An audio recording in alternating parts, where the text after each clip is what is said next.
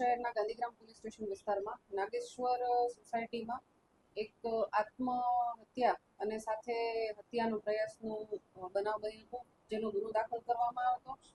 અને આ જે બનાવ છે એની વિગત એવી છે કે લાલજીભાઈ રમેશભાઈ પઢિયાર કે જેઓએ પોતાની પત્ની તૃષા પઢિયારને પોતાના લાયસન્સ્ડ વેપનથી એને ગોળી મારી અને એને ઈજા પહોંચાડેલ હતી અને પોતાની જાતને પણ એમણે આ ગોળી માથાના ભાગે મારી અને આત્મહત્યા કરેલ હતી.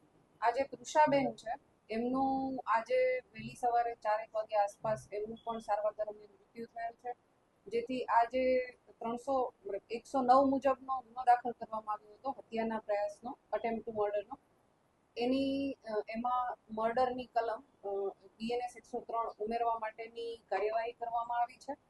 અને અત્યાર સુધીમાં જે તપાસ છે એમાં FSL દ્વારા પંચનામું કરવામાં આવ્યું છે સ્થળનું. બેલેસ્ટિક વિભાગનો પણ આ બાબતે અભિપ્રાય લેવામાં આવશે.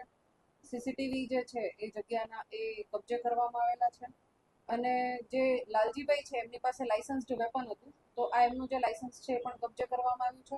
અને એમના ઘરેથી પંચનામું કરી અને જેટલા બીજા લાઈવ રાઉન્ડ હતા કાર્ટ્રિજ એ પણ કબજે કરવામાં આવ્યા છે.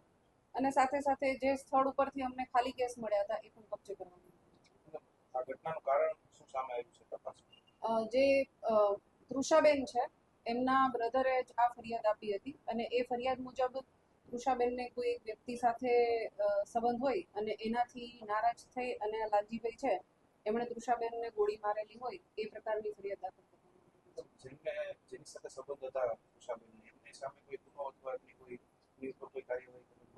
એમને આ ગુનાની તપાસના કામે સમન્સ આપી અને તપાસના કામે બોલાવવામાં આવેલા છે. મેડમ, જેને આશરો આપ્યો તેમને પણ ત્યારે જાહેરમાં મારવામાં આવ્યો, તેમને કોઈ પૂછપરછ? સોરી, જ્યારે આશરો જે આપનાર છે તૃષાબેન, તેમને પણ કોને આશરો આપ્યો હતો? એટલે કોઈ આરોપીને? ના, તૃષાબેનને ત્યાં એમને સાથે આરોપી કોઈને આશરો આપ્યો? નહીં, એટલે તૃષાબેન ત્યાં રહેતા હતા અને એમના પરિવારજનો દ્વારા પણ એમના પુત્રને માર માર્યો. કેટલા સમયથી બંને વચ્ચે આ ચાલુ?